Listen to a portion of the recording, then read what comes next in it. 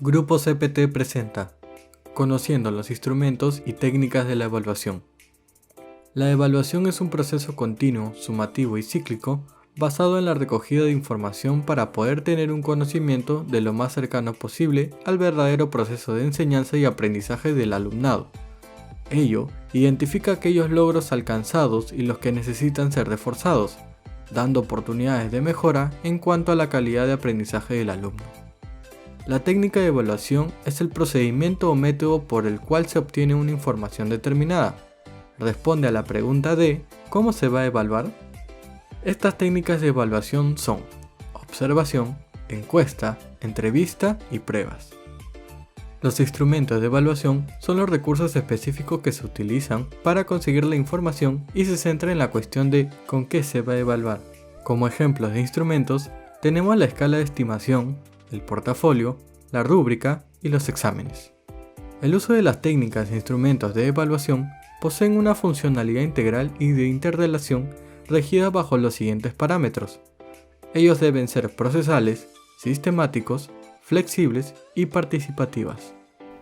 Procesales porque se realizan en distintos momentos, sistemáticos porque tienen que ser planificados, flexibles porque tienen en cuenta las peculiaridades de los estudiantes y participativas porque deben ser por parte de los propios alumnos, docentes o familia. Además, las técnicas de evaluación mantienen un sistema de clasificación, las cuales se dividen en no formales, semiformales y formales. Las no formales son, por ejemplo, la observación espontánea, la exploración o las conversaciones. Estas están enfocadas a conseguir una información como tipo de comportamientos o habilidades motoras como registros de cotejo. Las semiformales son, por ejemplo, los cuestionarios, las escalas de estimación y las rúbricas.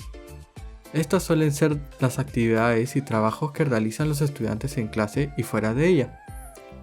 Y por último, las formales son, por ejemplo, los exámenes, la evaluación de desempeño o lista de control.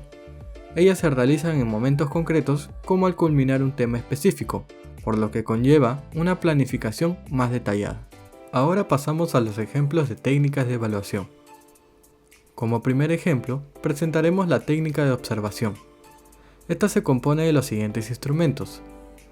La lista de control, que registra si un rasgo, comportamiento o secuencia de acciones está presente o ausente.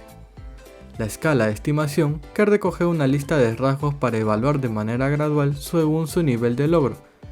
Y el registro anecdótico, que es la documentación de comportamientos que pueden exponer una información de carácter relevante. En la escala de estimación se presentan los cuatro tipos siguientes. La numérica, que normalmente se escalan del 1 al 10 o del 1 al 4 y se pueden ajustar a las necesidades. Las de categorías, que registran la frecuencia como siempre, a veces, nunca, o caracterización de iniciado, en proceso o conseguido. La descriptiva, que incluye frases descriptivas como resuelve la tarea, pero no la expone.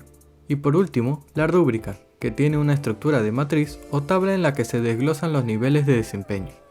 Por otro lado, en el ejemplo de la técnica de pruebas, se compone de los siguientes instrumentos.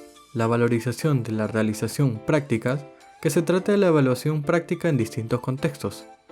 La escala de estimación de respuestas orales, que se trata de la evaluación en relación de vocabulario, expresión y o discurso. Y los cuestionarios de respuesta escrita. Este último se divide en dos tipos, los cuales son ensayo de composición, que es la prueba de respuesta de desarrollo, y objetivas, que es la prueba escrita del tipo multirespuesta.